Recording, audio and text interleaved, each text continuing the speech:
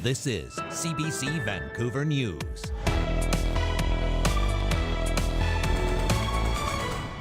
This is nothing that we can just gloss over, hope will go away. This is not going away.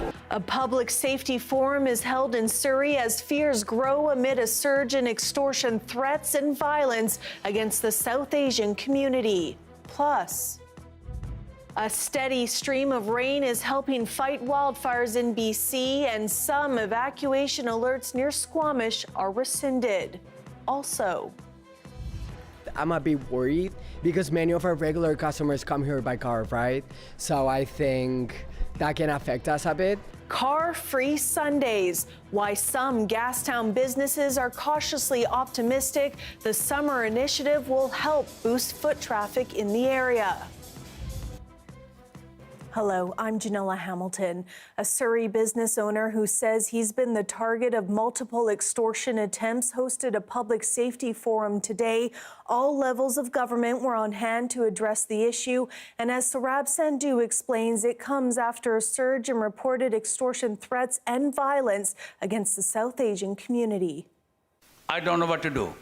Satish Kumar says he is fed up with ongoing threats and violence related to extortion. Within a span of a week, he says his businesses have been shot at on 3 separate occasions. The latest shooting overnight Friday at his accounting office on 128th Street in Surrey.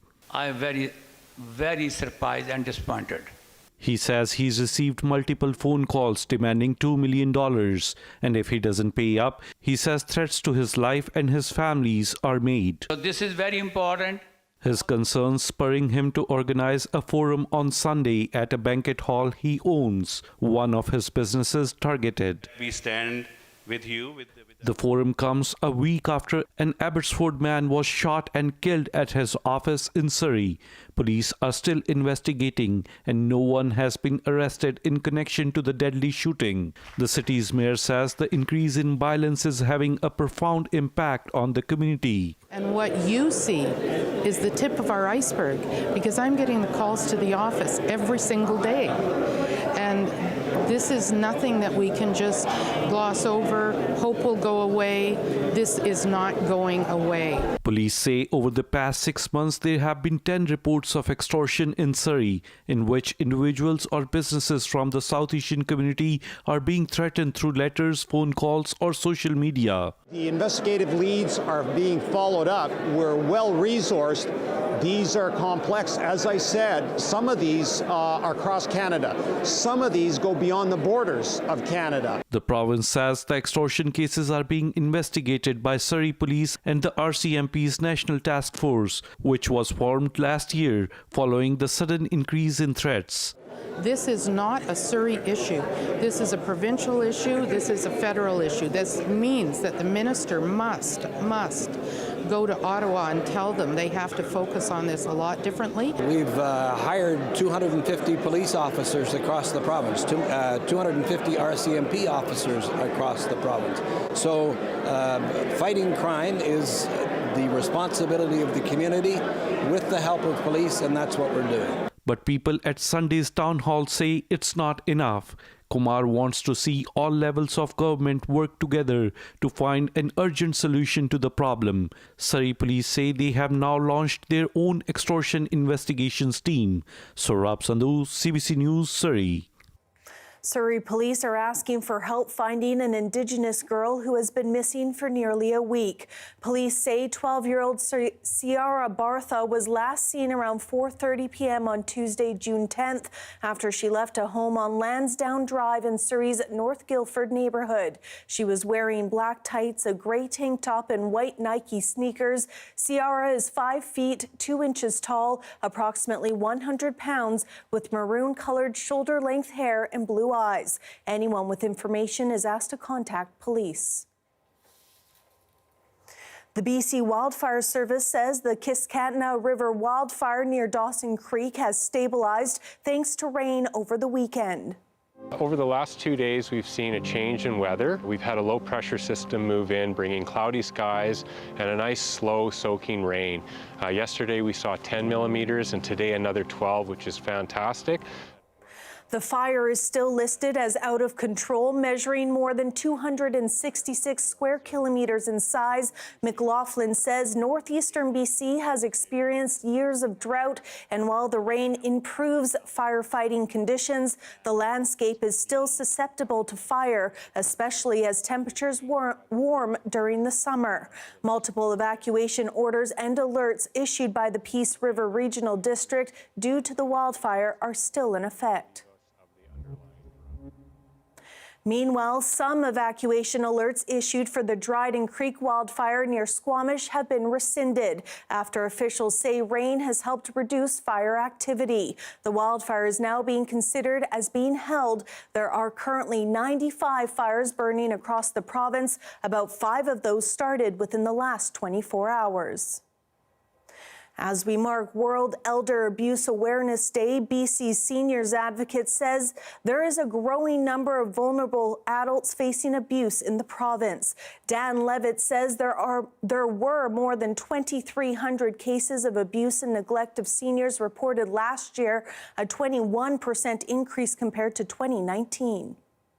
Cases of financial abuse reported to the Vancouver Police Department increased by 67%. And reports of physical abuse against seniors increased 7% over the past 5 years. We also know that these figures don't tell the whole story. Many victims of all ages, including seniors, do not report being abused. He says the types of elder abuse his office often hears about include emotional, psychological, and financial abuse. The province says there are resources available to help seniors, including the Seniors Abuse and Information Line, Victim Link BC, and local health authorities.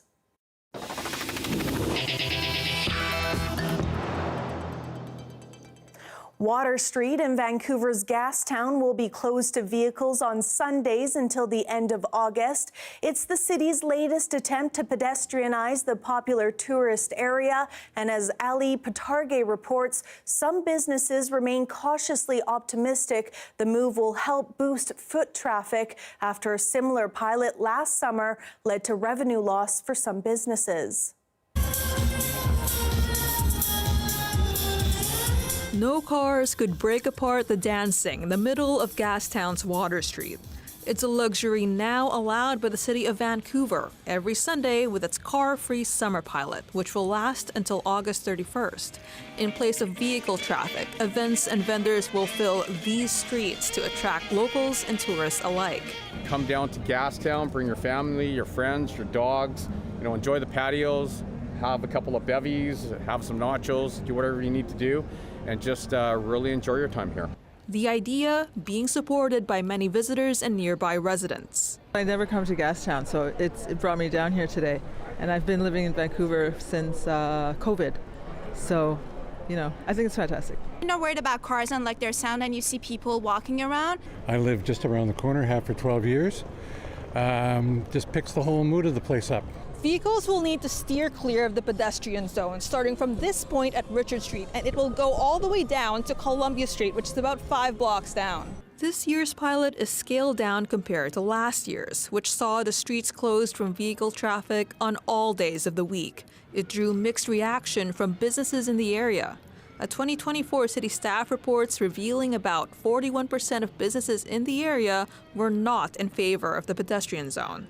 The Gastown Business Improvement Society says reducing the program to just 1 day is a compromise. One of the things that we learned through the pilot last year is that with closing Water Street down, a lot of the local traffic that our businesses normally would have received through the summer did not happen. From a revenue perspective, a lot of those businesses were negatively impacted. Potential tourist dollars aside, businesses like Kit and Ace clothing store remain weary, even with less car-free days this year. I'm a bit worried because many of our regular customers come here by car, right? So I think that can affect us a bit.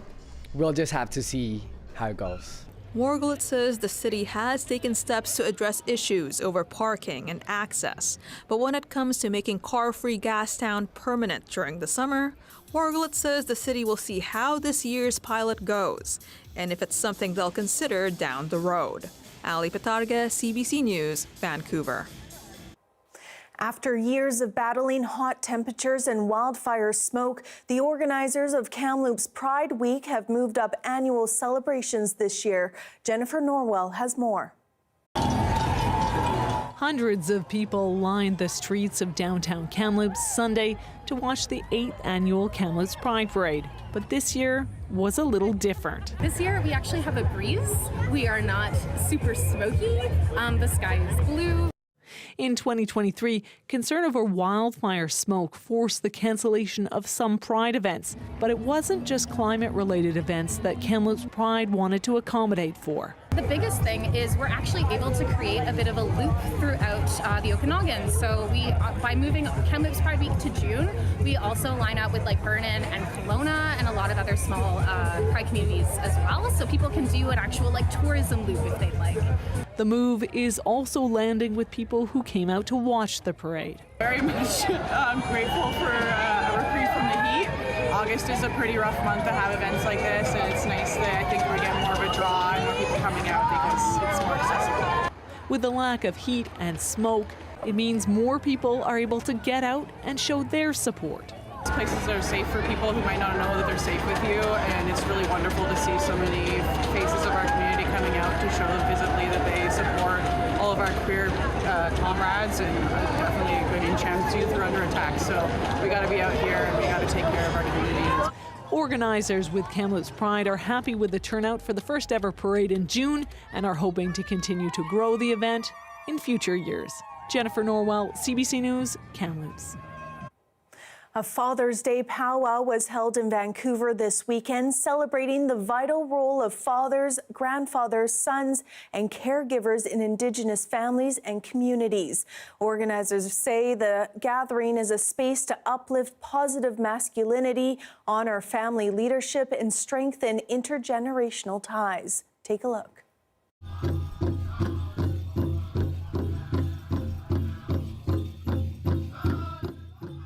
It connects us to our ancestors, and we dance for family members that can't dance or couldn't dance, and we're not allowed to dance. So we dance for those people. This is because this is where to be. It's right there, and it'll change your life around. And it's like if you're on drugs and alcohol, because I've been there, and that circle there, it changed me. Just how to reconnect with my roots and where I'm from and who we are as people, and to show that we're still here, and this is my son. Me, when I go out there and dance, I dance for the people, and then dance for the ones that can't dance, the elders, the ones that are in the wheelchairs and all that, and going through, maybe they're going through something, right, in their lives, and I just want to lift that up. So, yeah, to bring happiness and love.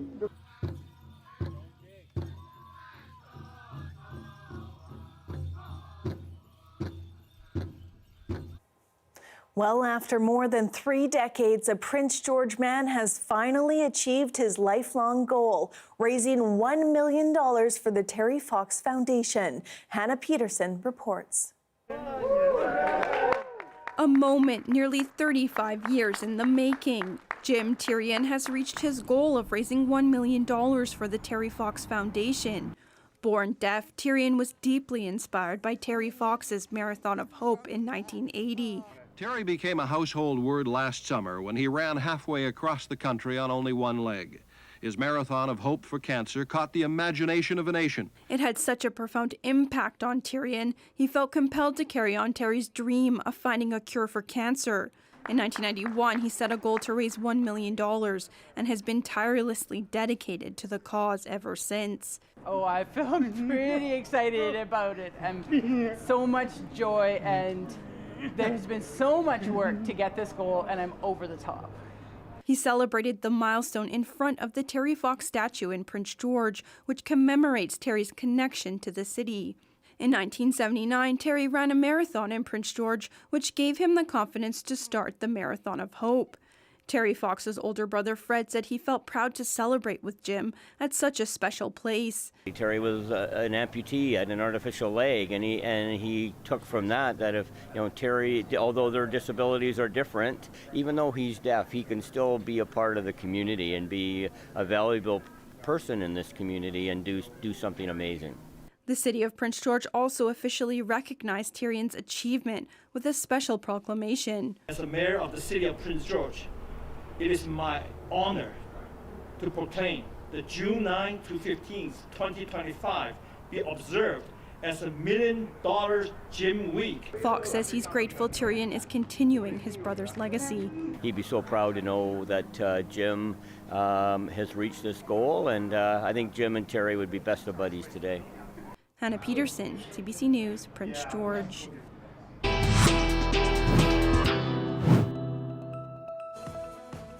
Still ahead, against a backdrop of wars, military and trade, world leaders are arriving in Alberta for Canada's G7 summit for top-level meetings and potentially crucial talks on the sidelines. That's next. Stay with us.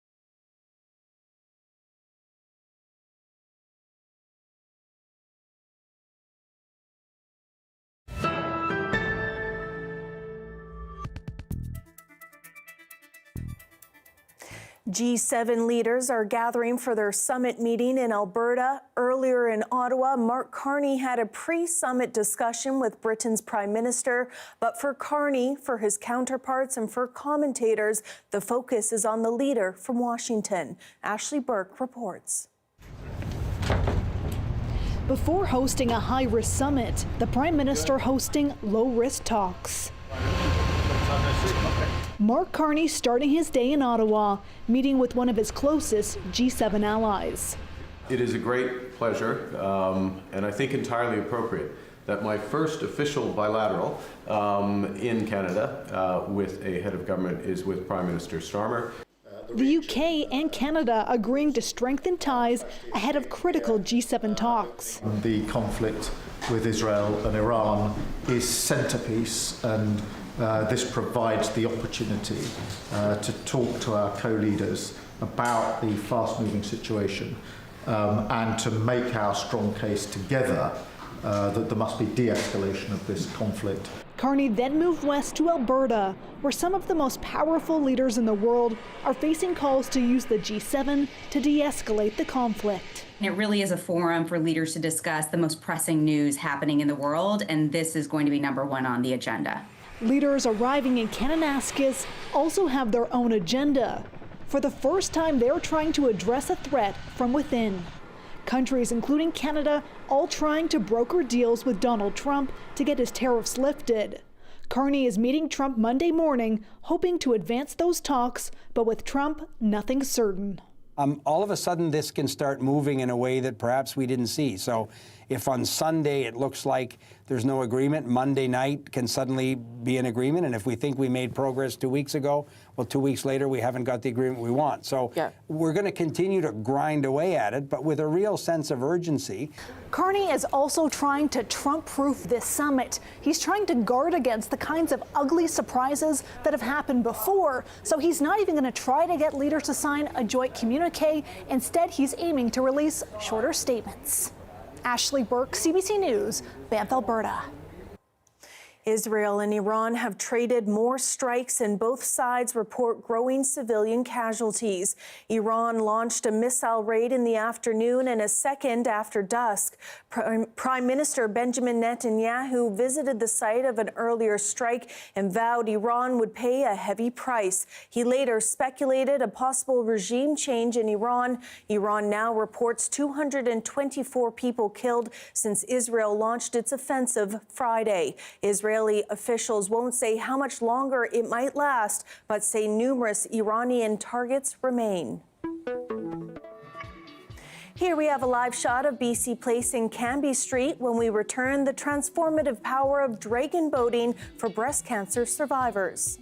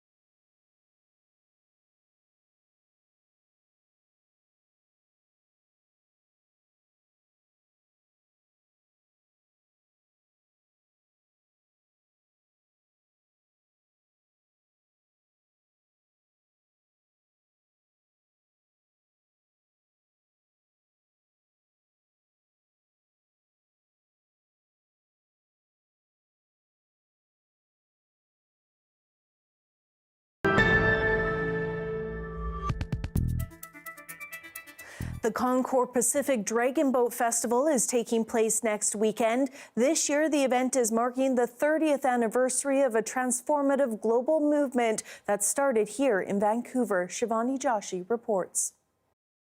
A year and a half ago, 29-year-old Anka Dobre received the heart-wrenching news no one wants to hear. She was diagnosed with breast cancer.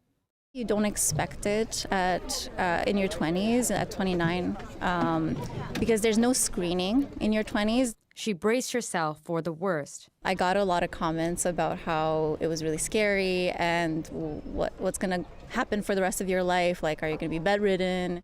But she refused to let the diagnosis define her. Dobre joined A Breast in a Boat, a dragon boat team made entirely of breast cancer survivors. And that's what's so amazing about this team, is that there's such a sense of community. Like, you don't feel alone here, because everybody, even though we're at different ages and different stages in our lives, we all went through that same terrifying thing that you never really expect yourself to go through. The team started 30 years ago, right here in Vancouver. In 1996, UBC sports medicine doctor Don McKenzie launched a 6-month clinical trial. He wanted to challenge the myth that upper body exercise was harmful to breast cancer survivors. So we slowly learned in the last 20 or 30 years that including exercise both during and right after cancer treatment really helped people to maintain their physical function, reduce some of the side effects of cancer treatments like fatigue, so help to manage fatigue during treatment, improve mood, and improve quality of life. Campbell says Mackenzie's idea to start a dragon boat team for breast cancer survivors helped change practice around the world. Today, there are 6 survivor teams in the Lower Mainland and more than 250 worldwide. I think they really have shown that the role of exercise and the camaraderie that you get from that really changed how people thought about breast cancer and thought about exercise and recovery after treatment. Hit, there you go, hit, hit. Carol Dale joined the team in 1996, 5 years after her diagnosis, and is living proof that recovery can be powerful and joyful. It just turned out to be a fascinating year, learning a new skill, learning that I could trust my body again to work for me. And I met some wonderful people, and it's what keeps me going. 1 in 8 women in Canada will be diagnosed with breast cancer in their lifetime. Many here say dragon boating has offered a path forward. I haven't been in a team since I finished high school. So cancer can turn into a very happy opportunity. So I've learned with this team that there's life after cancer. It's been really an incredible experience of just getting back and being active and stronger than before. They are one of 33 breast cancer dragon boat teams from around the world paddling for more than just medals. They're proof that there is life after diagnosis as they find strength in every stroke. Shivani Joshi, CBC News, Vancouver. That is your late news for this Sunday. Thanks so much for joining us. For your next local news starts tomorrow morning at 5:30. Happy Father's Day. Have a great night.